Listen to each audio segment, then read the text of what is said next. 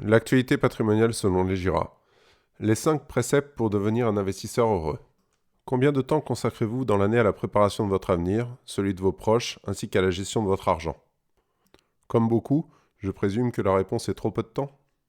Eh bien, je vous propose de prendre 10 minutes pour vous poser et de découvrir les 5 commandements qui feront de vous un investisseur heureux. Ainsi, nous évoquerons les meilleures pratiques pour vous constituer un patrimoine équilibré, mais aussi les principaux pièges à éviter. Car, comme vous pouvez vous en douter, la voie de l'investissement rentable n'est pas un long fleuve tranquille. Tout d'abord, commençons par déjouer les préjugés vous empêchant de devenir un investisseur heureux. Comme dans bien des domaines, plus notre degré de compétence est faible, et plus nous avons de préjugés bâtis sur notre vécu et des on-dit. L'investissement n'échappe pas à cette règle. Découvrons ensemble les principales raisons qui vous ont peut-être freiné à ne pas investir dans le passé et de devenir un investisseur heureux. Épargner ou investir, y a-t-il une stratégie beaucoup plus adaptée que l'autre? La sémantique est importante, surtout lorsque l'on parle d'argent. Si vous aviez une somme à placer et que l'on veut parler d'investissement ou d'épargne, vers quelle typologie de placement vous dirigez-vous spontanément? À prime abord, l'épargne est un terme rassurant, qui évoque la capacité d'un individu à placer de l'argent provenant de son salaire ou d'une rentrée d'argent inattendue en vue de la faire fructifier. On y associe souvent la notion de sécurité et de rendement stable dans le temps. A contrario, le terme investissement revêt un caractère plus aléatoire dans l'esprit collectif. Souvent associé à la notion de bourse et d'immobilier, l'investissement est perçu comme pouvant être plus rémunérateur, mais surtout beaucoup plus risqué. Mais est-ce réellement le cas? Que l'on parle d'épargne, de placement ou d'investissement, ne vous détrompez pas, on parle de la même chose. L'objectif pour un particulier est de gagner de l'argent de ses placements en limitant le risque afin de répondre à un objectif précis. Second préjugé, investir en bourse est réservé uniquement aux riches. Comme dans la construction d'une maison, un patrimoine se bâtit sur des fondations solides. Ces fondations représentent votre capacité à avoir un toit sur la tête et une épargne de précaution vous permettant de voir venir en cas de coup dur. Pour le coup, on parle bien d'épargne, puisque la question n'est pas de savoir combien rapportera ces sommes. Mais le principal est de s'assurer que ce capital soit disponible à tout moment. Une fois cette réserve atteinte, dont le montant est propre à chacun, il est possible de s'intéresser à des placements nécessitant une durée de placement plus longue, telle que la bourse. Pour cette raison, on assimile par erreur le placement boursier à des personnes ayant besoin d'argent. Mais dans les faits, qu'une action L'Oréal soit détenue par Françoise Bettencourt-Meyer ou une personne lambda, elle aura la même valeur, soit le cours de bourse, et détachera le même dividende, soit le revenu que vous en tirerez. Préjugé numéro 3, baser sa stratégie d'investissement sur les avis de brokers ou des magazines spécialisés. Notre propos n'est pas de dire que les analyses des brokers ou des magazines spécialisés ne sont pas pertinentes. Mais pour faire une bonne affaire à l'achat sur les marchés financiers ou immobiliers, il faut posséder une information que les autres investisseurs n'ont pas. Pour rappel, le principe d'un marché est de réguler ses prix en fonction de l'offre et de la demande. L'immobilier et la bourse ne font pas exception à cette règle. La valorisation fluctue donc en fonction de l'écart entre le nombre d'acheteurs et le nombre de vendeurs. Si vous avez plus de vendeurs, la valeur d'un bien va se déprécier. A contrario, un excès d'acheteurs va faire prendre de la valeur à votre bien. En plus de cela, il existe un coefficient de pondération en fonction de la rareté du bien. On parle de liquidité dans le jargon financier. En d'autres termes, plus un bien est disponible en faible quantité, et plus les fluctuations provoquées par l'écart entre le nombre d'acheteurs et de vendeurs va être accentuées. Alors comment faire pour sortir du lot et ne pas suivre bêtement le troupeau, me direz-vous? Il faut analyser les signaux faibles. Je ne parle pas d'informations secrètes uniquement détenues par les managers de l'entreprise. Nous parlons d'informations disponibles qui semblent anonymes aux yeux de la majorité des investisseurs. Prenons l'exemple d'une société cotée en bourse dont les résultats sont excellents et qui semble avoir un carnet de commandes plein. A priori, aucune raison de vendre les actions de cette entreprise. Mais qu'en est-il si vous appreniez que le top management de la société avait vendu les titres qu'il détenait? Voici un exemple simple de signal faible. Préjugé numéro 4. S'appuyer sur le passé pour prédire l'avenir. Vous trouverez tous les ans, en début d'année, les classements des meilleurs placements par catégorie. Un véritable fonds de commerce pour les magazines qui augmentent leurs ventes sensiblement à cette occasion. Mais est-ce un procédé réellement fiable pour bâtir une stratégie d'investissement? Vous avez sûrement entendu le Bovian adage comme quoi les performances passées ne préjugent pas des performances futures. Eh bien, nous remercions Franklin Templeton pour avoir mené une enquête sur les marchés boursiers en comparant 13 grandes classes d'actifs mondiaux pendant 20 ans. Les résultats sont édifiants, montrant que les champions d'une année ne sont pas les champions de demain. Préjugé numéro 5. Il faut être réactif aux fluctuations de marché. Lorsque le marché plonge alors que l'on ne s'y attend pas, la réaction logique est de couper les positions en vendant la totalité de ses avoirs. Comme on dit, il vaut mieux se couper une main que de se couper un bras. Si vous aviez des actions au moment de l'annonce du résultat du référendum pour le Brexit, c'est sûrement ce que vous avez fait. Je me souviens de discussions que j'ai pu avoir avec des commerciaux de maisons de gestion nous décrivant le pire si Donald Trump arrivait au pouvoir lors de la dernière élection présidentielle aux États-Unis. Et pourtant, ces deux événements ont plongé les marchés dans la tourmente à peine une dizaine de jours avant que tout reprenne le cours des choses.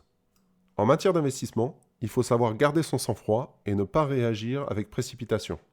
Car si vous vendez dans un creux de marché, il vous sera délicat de réinvestir par la suite sur des niveaux plus élevés. Vous risquez de voir passer les trains d'investisseurs heureux de détenir des titres sans jamais pouvoir monter dedans. Gardez en tête que pour faire des bonnes affaires, on achète au son du canon et on vend au son du clairon. Même si intrinsèquement, je vous l'accorde, la prise de bénéfice est l'exercice le plus compliqué psychologiquement parlant pour un investisseur peu chevronné. L'investisseur heureux est donc un investisseur avisé. Mettez dès maintenant en application les 5 astuces pour devenir un investisseur heureux. En termes d'investissement, vous serez votre pire ennemi. Surtout si vous laissez vos émotions et vos doutes guider vos pas. Une fois que vous avez pris connaissance des pièges à éviter, il ne vous reste plus qu'à suivre les bonnes pratiques qui vous mèneront sur les chemins de la rentabilité. Bâtissez des fondations solides pour votre patrimoine. Dans l'esprit collectif, on investit pour gagner de l'argent. Mais je vous assure que dans 90% des cas, ce n'est pas la préoccupation principale. Et vous, est-ce que vous vous êtes posé la question de quelles sont vos motivations ?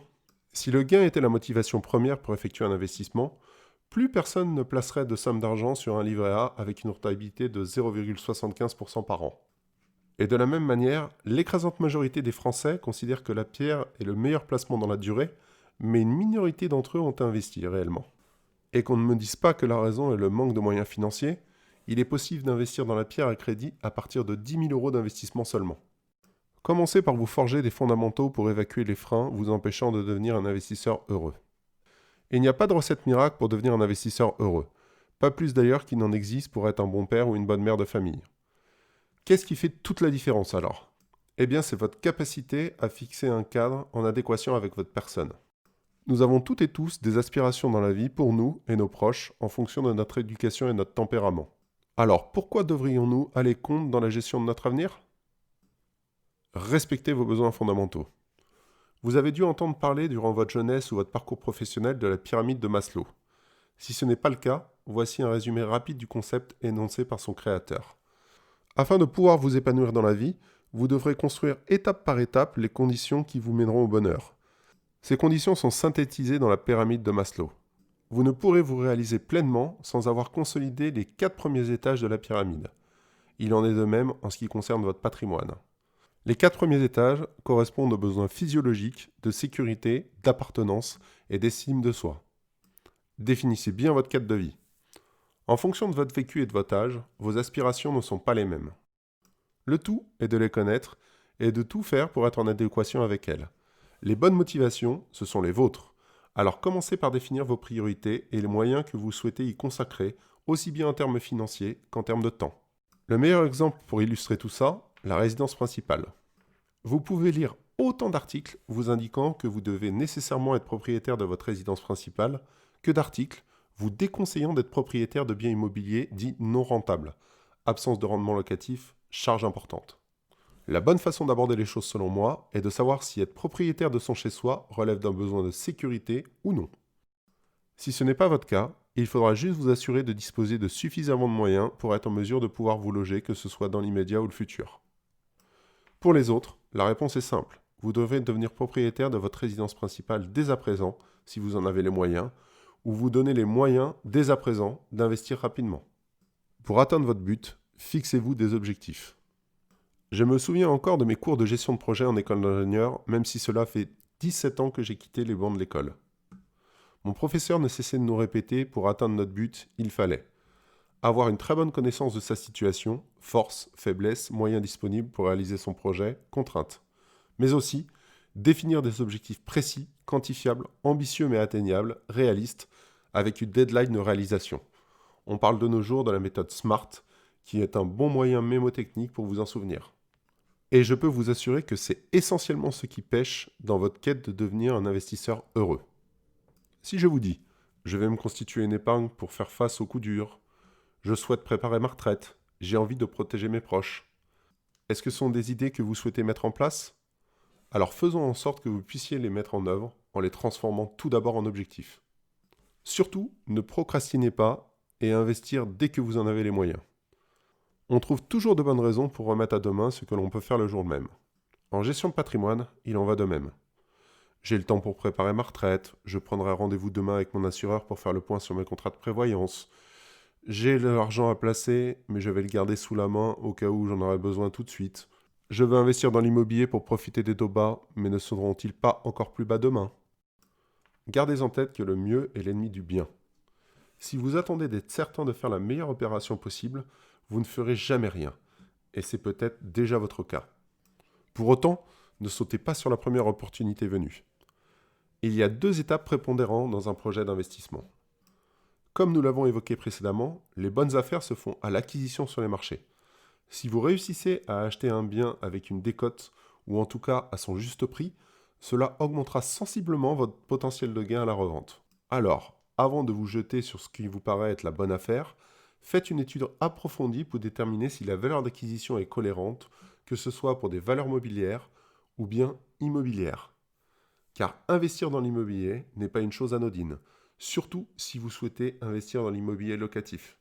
Et rappelez-vous que le bon timing pour investir est le moment où vous avez les moyens financiers de le faire, que ce soit en cash ou la capacité d'endettement. Les marchés financiers offrent un large choix d'investissement où vous devrez toujours trouver votre bonheur. Une étude aura été faite sur les conséquences juridiques et fiscales de votre décision d'investissement. Une fois que vous aurez toutes les cartes en main, vous pourrez vous lancer en toute sérénité et faire le choix qui vous correspond. Accordez surtout une grande importance aux aspects juridiques et fiscaux pour votre patrimoine. Il est naturel d'être focalisé sur les gains immédiats, que ce soit avantages fiscaux, réduction d'impôts, et surtout les gains dans le temps. Mais avez-vous fait le nécessaire pour protéger votre patrimoine de la fiscalité et des conséquences d'un accident de la vie?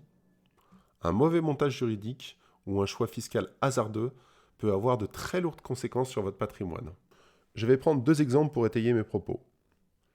Tout d'abord, la nécessité de prendre des dispositions civiles. Le Code civil tire son fondement de l'époque napoléonienne. Il a connu des évolutions au cours du temps, mais pas de profonde remise en question.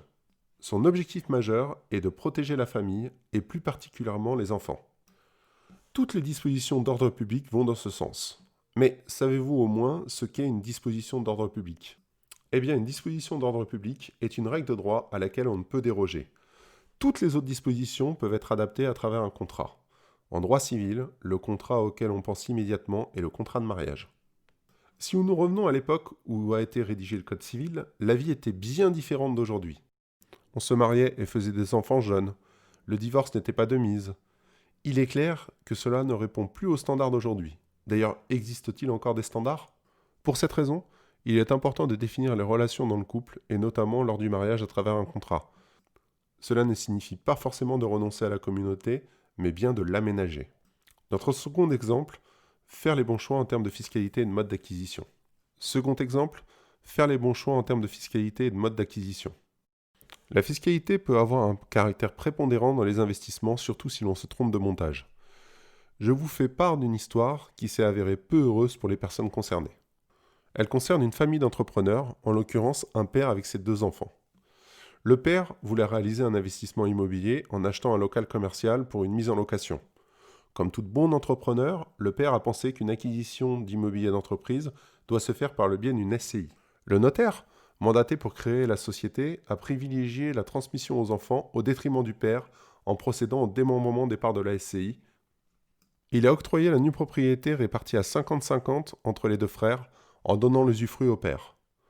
Aucune décision n'ayant été prise d'un point de vue fiscal, la SCI est restée une société translucide. Les associés sont alors redevables de l'impôt en fonction de sa nature. Revenu foncier, ISF et désormais IFI. L'opération ne semblait pas si mauvaise que cela, puisque les loyers couvraient tout juste les charges et les mensualités du prêt immobilier. C'est pourtant sans compter sur l'imposition. Les 3 premières années, les charges déductibles ainsi que les travaux réalisés à l'achat du local ont rendu l'imposition complètement indolore. Ce n'est que quelques années plus tard que le père s'est retrouvé avec une imposition annuelle de 12 000 €, comprenant impôts fonciers, prélèvements sociaux, ISF, sans percevoir un euro de l'investissement. Malheureusement, La seule manière qu'il a désormais de se sortir de l'opération est de procéder à une donation d'usufruit à ses enfants des parts de SCI. Malheureusement, la seule manière qu'il a désormais de se sortir de l'opération est de procéder à une donation de l'usufruit de ses parts de SCI à ses enfants. Le père n'aura rien perçu et juste permis à ses enfants de s'enrichir. Et tout ceci pour une simple raison. Ses enfants, suite à une mésentente, ne souhaitent pas vendre le bien et dissoudre la SCI. Ce n'était aucunement l'objectif de ce père de famille qui souhaitait percevoir des revenus complémentaires pour sa retraite. Nous sommes très loin du compte de l'investisseur heureux. Et pour le coup, juste à cause d'un montage inapproprié. Entourez-vous des bonnes personnes pour vous constituer un patrimoine. La gestion d'un patrimoine est une tâche complexe nécessitant de maîtriser le conseil en investissement financier immobilier, la fiscalité, le droit, notamment le droit civil et la comptabilité. Bien entendu, toutes ces compétences sont nécessaires si l'on veut le faire correctement. Votre patrimoine, c'est votre histoire, alors il serait bon de ne pas le confier à n'importe qui.